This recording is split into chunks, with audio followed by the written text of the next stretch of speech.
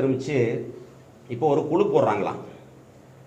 அந்த குழு போடுறதுக்கு வந்து கண்டம் கோர்ட்டில் வந்து கோர்ட் அவமதிப்பு வழக்கு இருக்குது, அதனால குழு போட முடியல அப்படின்னு.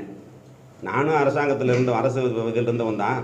குழு போட்டால் என்ன நடக்கும்னு எனக்கும் தெரியும். ஏன்னா தேர்தல் வந்துருச்சு. தேர்தல் நேரத்தில் குழுன்னு சொல்லி மக்களெல்லாம் ஏமாத்துறதுக்கு வேலை இதெல்லாம். ஆனால் இந்த கோயில் விவகாரம் முழுமையான பிரச்சனையாக வெடிச்சதுன்னா கரூரில் பாதி மக்கள் சொந்த ஊரில் அகதிகளாக இருக்க வேண்டிய ஒரு சூழ்நிலை தான் வரும். அதனால தான் சொல்கிறோம், இது மக்கள் பாதிக்காத வகையில் அரசாங்கம் இதுக்கு ஒரு நல்ல முடிவை ஏற்படுத்தணுங்கிறதுக்காக தான் போய் நாங்கள் அவங்க கூட நின்னோம். அதுக்கு அதில் பல பிரச்சனைகள் அதை தாண்டி வழக்கு தொடர்ந்து போய்கிட்டு இருக்குது.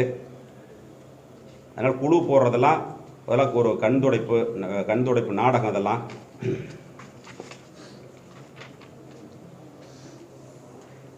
அப்புறம் இன்னொன்று சொல்கிறார், தொட்டிலே ஆட்டி விட்டு புள்ளையும் கிள்ளி விடுறதாக சொல்கிறார்.